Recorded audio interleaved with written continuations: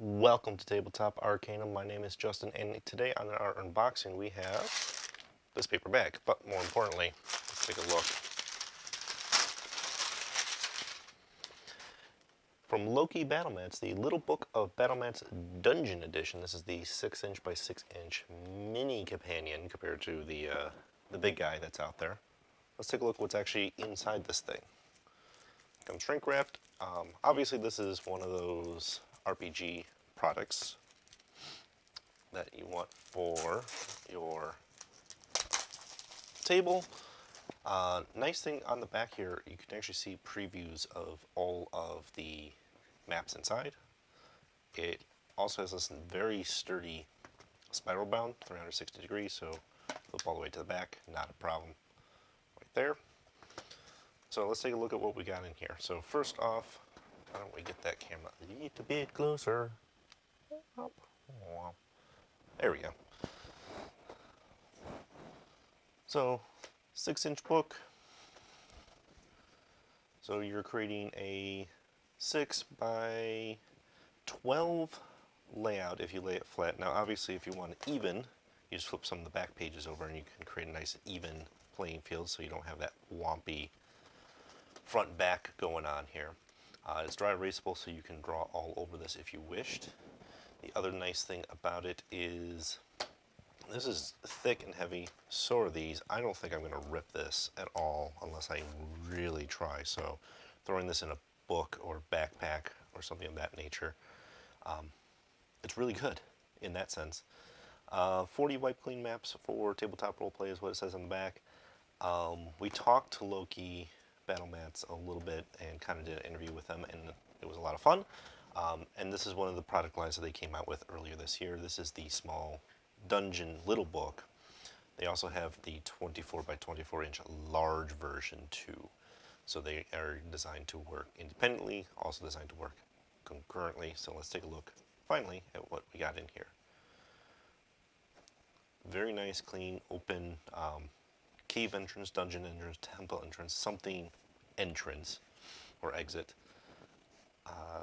You have the 1" grid all over it. The neat thing that I want to call out that is different from other battle maps that I've seen is they take the time to colorize the grid to contrast with it.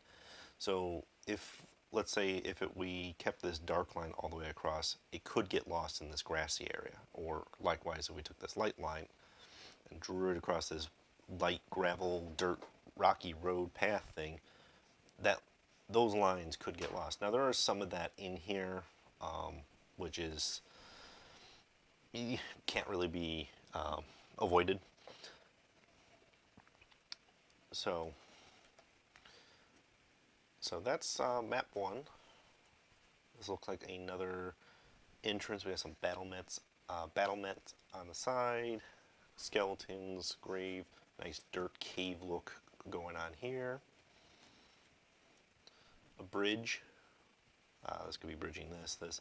Now the other thing that I'm seeing that is here, we got nice water effects. Looks like it actually comes alive, like there is motion and flow in this area. Let me see if I can get a little better light on that. It's a little dark.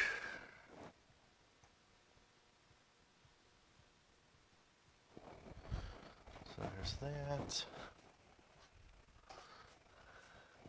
There we go. That should give us a little better light going on in that. Yeah. Looking at this though, we've got also light sources kind of playing throughout the art too. If you actually want to, here's an example of light sources already extinguished on here. So this is like a 20-foot, assuming 1" squares are 5 feet, like Dungeons & Dragons and a lot of the popular RPGs that are out there. Nice 20-foot wide corridor with 10-foot wide cutoffs. And everything I've seen Loke do on this is they digitally draw all this, but like we're not copy and pasting here. We're not seeing the same broken patterns just copy and paste it throughout the book. These are similar, but there's an angle, so we know it's not the same exact one. Similar breaks, but you know, there's only so much variance that you can break a tile with. More of a crossroads, and another hallway. Digging a lot of the coloration here too. Different wear and tear. Got some moss growing, some decomposed here, so definitely some fun stuff happened here. And again, we got lights, and you can use this book as a small hallway and throw one of their other battle mats next to it to join the two books. Because the big companion to this is actually two books bundled together.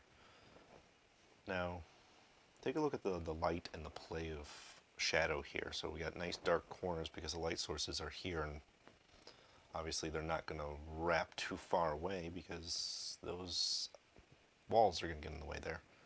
And again, we're not really copying any of the broken tiles. We're keeping it nice and clean. Always good option to have is a nice open dungeon floor, nothing crazy going on. But we still have a lot of life and a lot of variety going on with it too. So while it is not a hallway, not doors, not chambers, it's still like, hey, something's going on in this room. Ooh, we got some different stuff going on here.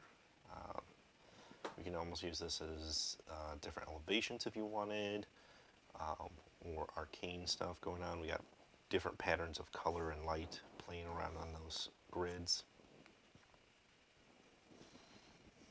If you really look, I'll see a close-up if I can. On the edge here, you can actually see some of the runoff and somewhat of a wall. So like this could be a room and that be the only entrance, and it looks fine. If you wanted to make it different, go for it. Honestly, your RPG. Do what you want to do with it, right? More of a checkerboard pattern in the stone colorings. Now this one actually has some walls and chambers, so smaller rooms, like 20 foot by 20 foot rooms, with some hallway around it. So now we're out of the cobblestone, crumbly dungeon, more of a maybe a prison or castle dungeon sort of thing, a little bit more nicer look. But again, we're looking at various breaks that aren't really the same. We're looking at coloration and marks and stones that are tossed around on the floor, kind of debris-wise, all sitting there. And these look like they're more, could be like a ceramic tile break. If anyone has ceramic tile in their house and have it break, this is the exact type of patterns that you're going to get. More of clean snaps opposed to the jagged breaks that stone does. Take a look at this. Let's pull that closer. So we have a light source hanging out in this room. Ignore the glare of my actual light source because this is high gloss. But it is automatically casting some shadow here based on those bars. So no effort on part of the DM of using these light sources, that they do exist. We got shadows in the cells. Ah, here's something fun and different. Fire and lava on a narrow 10-foot wide bridge. Sewer system. More natural cave, fungus and lichen sort of thing growing out of it. Cave entrance or exit. And then finally wrapping it off, some stairs or into a basic room. So like all of this is in the book. It's relatively inexpensive. The bigger ones are going to be more expensive, but the little ones are also good. So what we'll do is we'll take a look at this, kind of put it through our paces, see what we feel, compare this on our podcast that you can find anywhere you find podcasts, whether it be Apple, Google, Spotify, Tabletop Arcanum, and we will be posting a review of this book So this is kind of my first impressions of it, and a visual look of it, and we'll do a little bit more deeper dive on our thoughts and feelings on it in that podcast, so definitely subscribe, find it. That'll be up shortly. This video will also be on YouTube shortly thereafter, so that if you're watching this in history, you can actually get both of them all together. Definitely check us out on Facebook, Twitter, and Instagram. We are also on Twitch, obviously, and also on YouTube, as I've mentioned. And I'll be posting links to Loke Battle Mats, who makes this wonderful product,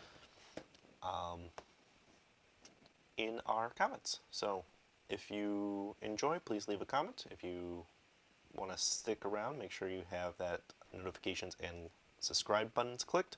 Other than that, have a wonderful day and happy gaming.